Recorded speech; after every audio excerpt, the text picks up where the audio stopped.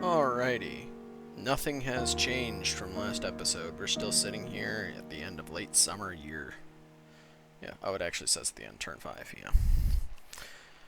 I am SMRT smart. Yeah, nothing's changed from that. Hopefully from now on, since we're actually getting into the game, I can keep episodes at like 30 minutes or less. Though this one will showcase part of the problems with my strategies and why, despite the fact that I have 60 hours in this game, I can still safely say I don't know jack about what I'm doing. Because this is how I do 99% of my games, is against myself. Are there better expansion strategies out there? Certainly. Absolutely. Are there better, strategies for setting this up? My god up. I'm sure there are. I don't know them, though. So, they won't happen in this. As far as I understand, in turn 5, I have 2 provinces. This is incredibly slow expansion for multiplayer, is what I hear. But, it's what I've got. Got a free fire gem. I'll take it. Could make a firebrand, but I have no reason to do so. No expansion happening this turn. Yes, I have resources from crossbow. That's the thing is, with a citadel, which is what Ulm has as their maximum fortification, that gives 2 bonus commander points, so I have 3 commander points in the capital. Since these mages cost 2, I can get 3 every 2 turns. Which is why you see me do stuff like that. No, it's 2 every 3. No, it is 3 every 2 turns, because it's 1.5, then 1.5. So, yeah. But that's why I can go ahead and get one of these commanders of Ulm and a mage priest-smith at the same turn, is because it's just the logistics of the commander points I have. Meanwhile, Agartha does not have citadels and so can't do that. So what is this? Throne of the Stars, spreads Dominion +1, produces 4 astral gems a turn, and boosts astral ritual range by 1 province. That's not bad. Plus a monolith. Sparkling Fields. So yeah, I get to see this much because I have a spy. For example, I can see how everyone's doing. Ulm's income is higher than Agartha's right now. Gem income, they're much higher than Ulm, because I don't have any aside from my capital. Research, steadily ramping up as it should be across the board. Dominion, yeah. Normally, you would not be able to see this. You'd be able to see you, and you'd have to guess, basically, how you're doing compared to other people. If score graphs were disabled. Having a spy, like Gunther, in an enemy's capital, will let you see some of those score graphs in a game where that's the setup. So, not this one. Now, I'll be honest, I don't know why you would go one of these over the other.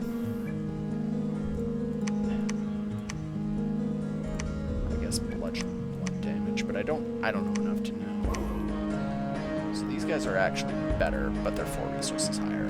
So that's one reason right there. So yeah, it's fall and already the cold is starting to hit because I went cold 3 on my scales.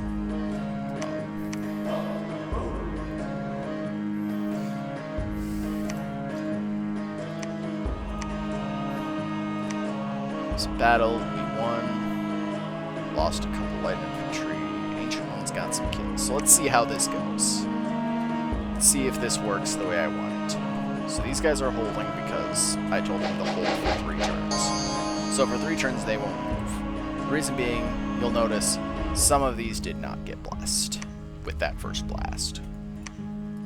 Matter of fact, quite a few did not get blessed.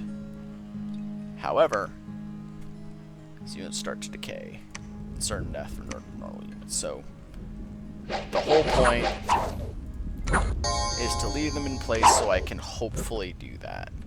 And the funny thing is about these guys is the bless doesn't affect innate weapons. It does affect thrown rocks. So I can literally throw a rock that makes people rot into nothing. Which is hilarious. There's a lot of commanders here. Yeah, so mage is spitting horribly inaccurate, not really damage dealing spells. However, these guys seem to just be on fire and not fire and keep distance. So my pale ones are going to close in. And that's the decay effect, is aging at an extremely fast rate. Will probably die. When they say extremely fast, they mean it. It's like 5 years around. Yeah, so that was how much it aged. So we can look, yeah, now it's 32. It was 27. Now its max age is 50, but this lasts for quite some time. So some of them have taken injuries, some of them have taken afflictions, which is very unfortunate. Because I don't have recuperation, I don't think, on these guys. No, I do not. Or anything of that nature. So, like, the actual health damage, they'll heal that. That's not a concern. But afflictions are permanent. So Mr. Chestwound over here, with the extra 5 encumbrance and 1 lower strength, is always going to have that. Yeah, see, he's already 42 now. A couple more rounds, he's old. You're old now, that's my attack. So yeah, the problem is... Oh, and they routed. The problem with pale ones is, as size 4, you can only fit them... Oh yeah, Garthas are subterranean Cyclopses, they only have 1 eye. But size 4 units, you can only fit... Oh, yep, there's a thrown rock making them indicate. There was that I was joking about. Remember how I joked about that?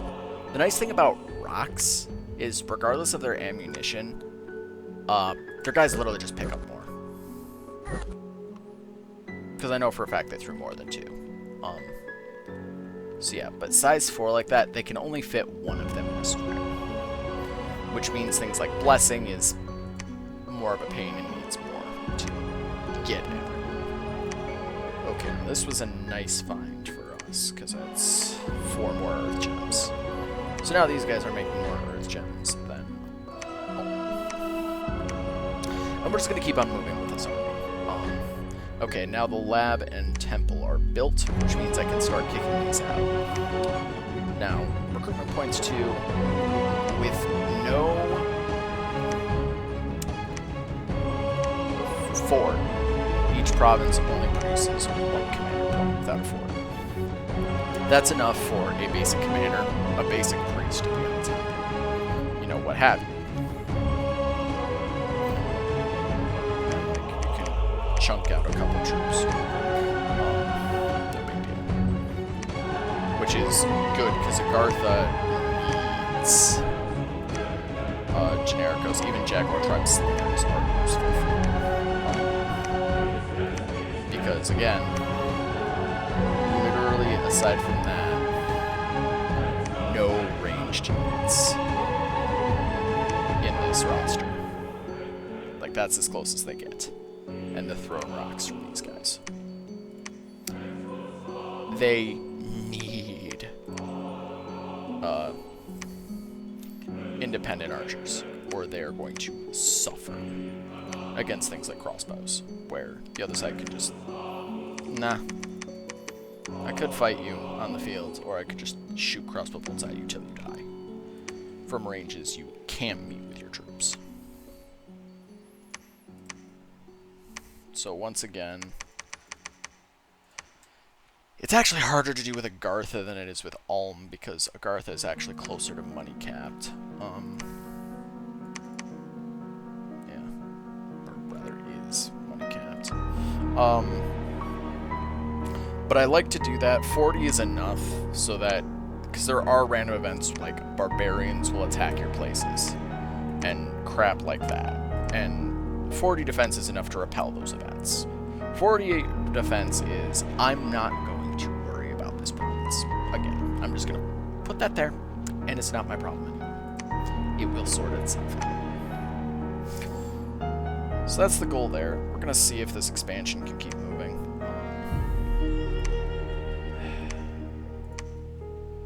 I do want to get Conjuration. At 3, I'll start messing around with this.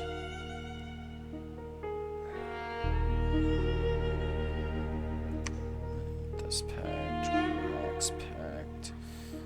I have a source of fire gems. Well, the capital has a source of fire gems, I should say. I shouldn't say I have a source. Actually, I don't think I did find anyone. No, I did not. I found a bunch of earth. All of my fire gems are from the capital. So I might do some summons just to showcase that this round. I'm going to try to keep this episode 30 minutes or less. We'll see how well that works, because it's been one turn. I haven't even hit the end turn button yet on that one turn, and we're already 11 minutes into the episode. So, yeah.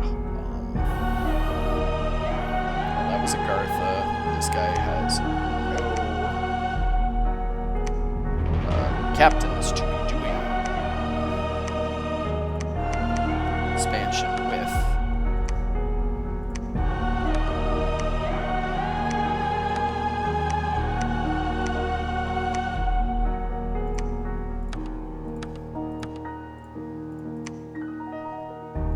So the problem that time, though, was that my front line just was not big enough. I could go for the crappier home units, honestly. Even with the lower stats, no enemies really have the strength to stop me. Like, these guys do. But these guys have enough to hurt you with super hit protection. Yeah. Undisciplined is unfortunate. It's part of the reason why you don't see people like, well, these are great units, why don't I just use these as my glass cannon front line? Undisciplined means you can't actually tell them to, like, flank. Where they might, like, if you could tell these guys to attack rear, they'd be super useful. Just run around the flanks and just one-hit KO their commanders and mages. But you can't. Which is problematic. But yeah, so I'm at level 2 construction, almost level 3. Which means, if I go ahead and go for 20 items, now I have access to this set. Lesser magic items. This is a mod-added item for your nation. Items restricted can't be for more nations. Well, the boxes, at least. They won't necessarily be... some items that are restricted don't have the box, but... And some of them aren't mod-added, but do have the box now from a mod. But yeah, so, like, Ulm's shtick is, their magic resistance. Okay, his is fine because, yeah, Drain raises magic resistance, which is another good thing for Ulm, and something I forgot about when I was setting this up. Again, so many mechanics that this actually benefited me more, but yeah, the normal human soldier has a magic resistance value of 10. You'll notice Ulm's is 9. A lot of magic spells have, you know, magic resistance for some, or Evocation's actually a bad category for this, because a lot of them don't, but like, Astral Magic doesn't have it. That one doesn't, at least. There's things like Soul Slay,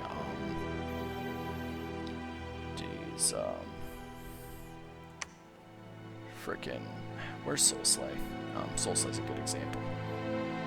Because there's a bunch of spells where, yeah, like for this, magic resistance negates completely on spells. So basically their magic resistance is their check to just ignore spells or not suffer as much from spells. So low magic resistance means you're getting hit with it. That there's nothing you can do about it, just accept it.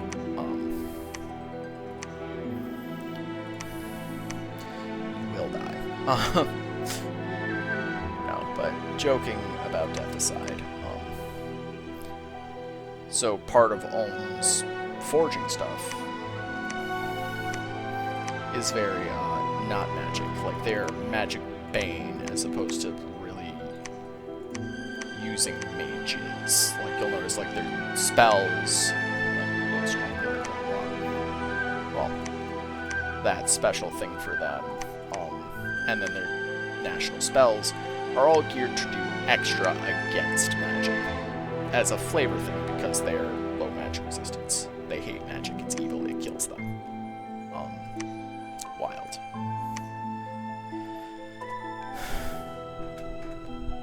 Yeah.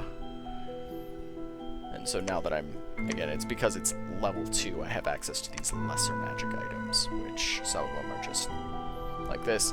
It's not that great as a shield, but it's magic raise plus 4. That's why you get that. Black Steel Full Plate, more or less what my commanders have already. I don't have, maybe the Pale One Lord is, but I don't have any super combatant chassis in this battle. This setup. Heavy cavalries do a lot of damage. See, the first attack they do can only be used once in each battle. Can't be used for repelling. Charge bonus for first strike, though. So, the first round they close in for combat, they get 3 attacks in that first round, and then 2 attacks every subsequent round. So heavy cavalry can dish out damage. I'm not surprised I lost some defenders on that one, and the last of the light infantry. Well, not quite the last of the light infantry, but almost the last of them. And heavy infantries are heavy infantry, good protection, decent damage. These are good independent troops, basically.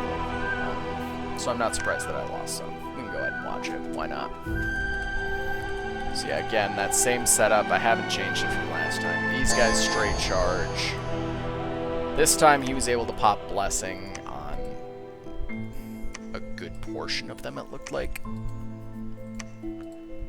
Yeah. Unfortunately, every time I do this, it pauses, so I apologize for that. Did he bless himself? No. Okay. That's fine. Okay, so yeah, that was the first... Okay, so the first 2 caught the lance charge, basically.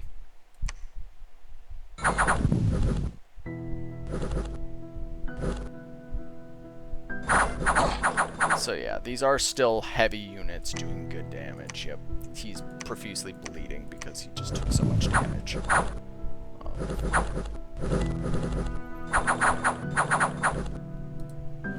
Now, most of these are blessed, so withering weapons will come into play as long as they do damage. That's the thing with withering weapons, and... Where's it? There's one. Start to decay if they fail magic. So they get a magic resistance check on that, and if they fail it, boom, they're now decaying. Oh, and he's diseased, so he's gonna, yeah. Never heals, loses about 1/10 of his health each month, and gets additional afflictions every month. Yeah, that's why diseases are bad in this game. You do not, like, if your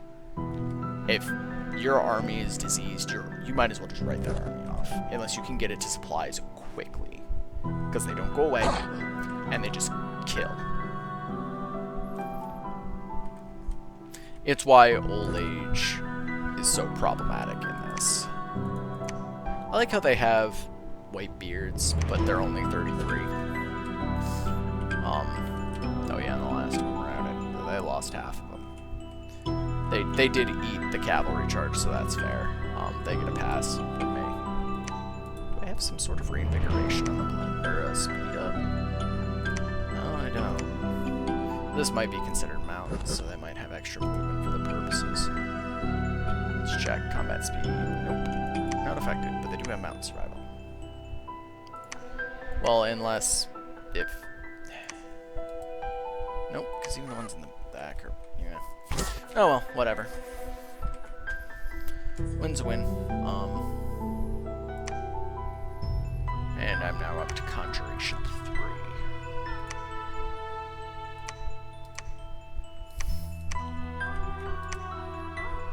Heavy infantries and cavalries again.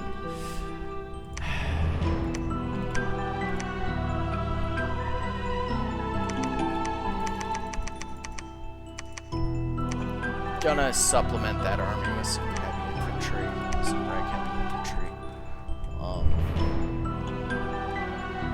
And now that I'm level 3, what I can do with him specifically for most of this is I can cast any of these to get some units out, which I think I will, just to show you what summons can be. a Magma Child, a Earth Elemental, or Pendulum Brews, shadow beings resembling pale ones. Easily. Go ahead and go Shard Whites. I have the gems for it, but now it's down to 7 because it took the 15 for casting. Casting can be done, so if there's a province with a fort, after you take out the province, you besiege the fort. Seems self-explanatory, but I just want to make sure we're all on the same page. While you are under siege, and you have mages on the inside, your mages can still cast rituals while you're under siege. Your mages can still summon. Your mages can still do stuff. You can attempt to break the siege if you're confident in your ability to just deal with what's left after they dealt with your province defenses and patrollers. Things of that nature. Now, yeah, this is going to be where we stop for now. Yeah, the army fluctuates basically to represent the fact that you don't have perfect vision. There's the problem. Iron, iron, iron. The wet ones are stone. Yeah.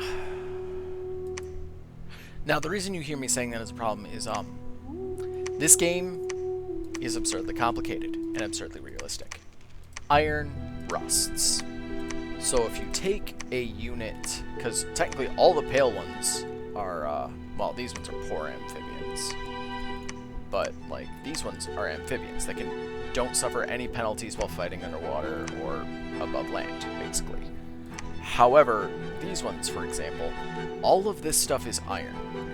Iron gets rusty equipment underwater, which means if they take damage, there's a chance for the armor to become damaged, which drops the protection it gives, and can basically turn it useless. So that's why you want to recruit wet ones. Now, I don't see a commander that can take advantage. Like, I guess you'd have them led by an Oracle of the Ancients. It has good leadership, so that's not exactly a problem.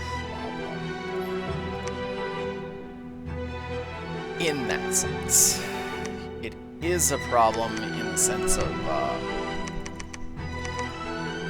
I don't have enough, so let's just keep that nice and it is a problem in the sense that if you're making those, I'd rather have them doing research or casting rituals or something. But other than that, they won't suffer any penalties underwater. I don't think I saw any anyway. Yeah, no regular amphibians. No iron anywhere to suffer because they're not wearing armor, which we're doing. Which is why Alteration will probably be another very good school for me to pick up. Because there are very nice... Yeah, level 3 you have access to Iron Skin, which gives you natural protection 20. Or plus 3 if it's already 18 or higher. So, but it does make you weak to shock, so air mages can kill you pretty easily. Oh, they have Cave Darkness. Okay. So it's a darkness spell for earth gems. That's neat. And all your people have dark vision, so you'll be fine. And they won't. They'll take more penalties than you, is the gamut with that. But yeah, level 3 Iron Skin. Nat Protection 20, which means it makes your mages very survivable. It is D&D Stone Skin, basically. But, yeah, no, I've got Water Gems, Fire... Still only the Capital's Fire Gems, and I got more Astral, which is good. But yeah, let's end the turn. Host, everyone's taking a breath.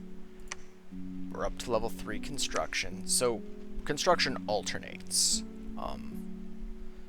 Every 2 levels, every even 2, 4, 0, 6 is just you get access to the next tier of construction items. The in-betweens, you get access to constructs, basically, that you can summon, or build if you prefer to be flavor accurate. It's functionally summoning is why I just kind of shrug and call it summoning. So yeah, this army should be more than a match for that. I'll go have my revenge now. Cleared out most of it, so shouldn't be a problem. Oh, finally, a freaking fire site. I haven't seen this. Well, to be fair, the Agarthan Scout can't find sites, so I have no clue what's over there, really. Let's see. Still recruiting just fine. We'll like some more of those. More Arbalists. And that's it for them. Now, Agartha. Unvent turmoil.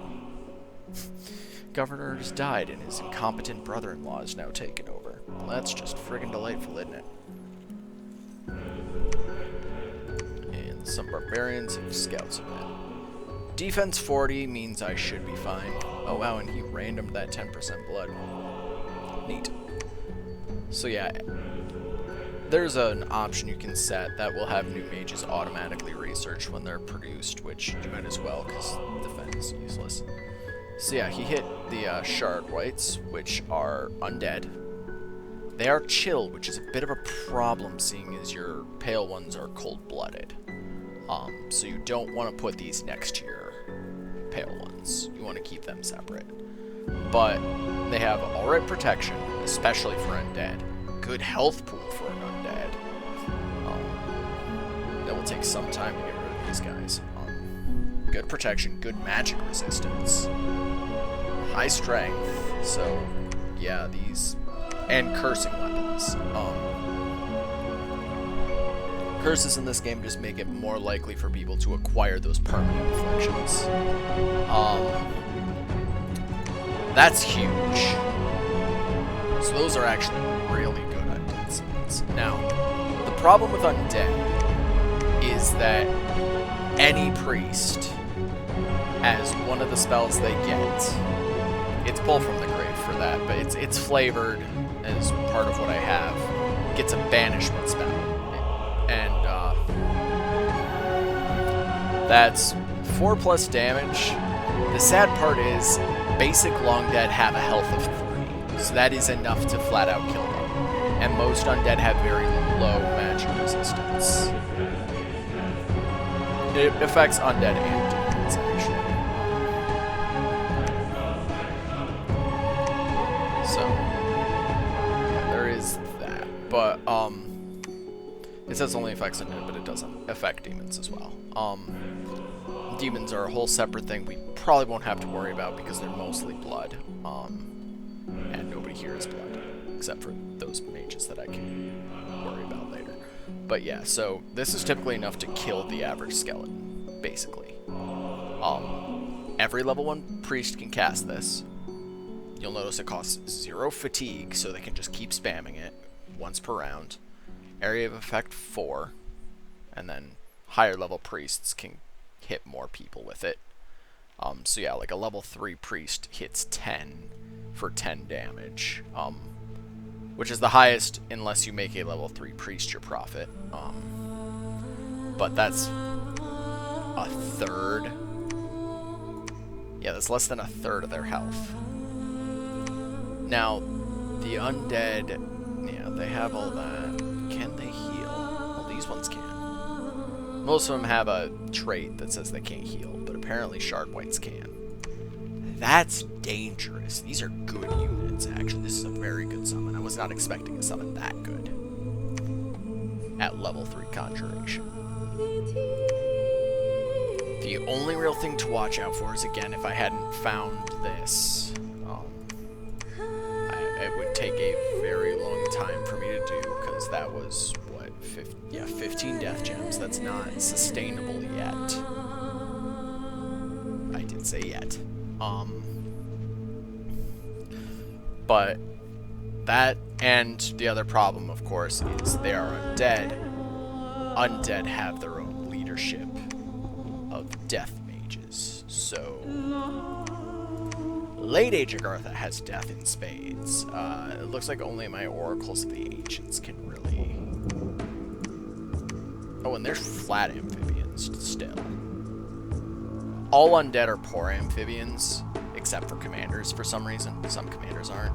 But all undead troops are poor amphibians. But the pale one, again, the shark whites are just straight amphibians and cold resistant. But most undead are because high level undead have chill aura. Wow, yeah, this was literally 3 turns again. But I said I would try to keep it at 30 minutes, and we're at the 30-minute mark, so that's this episode.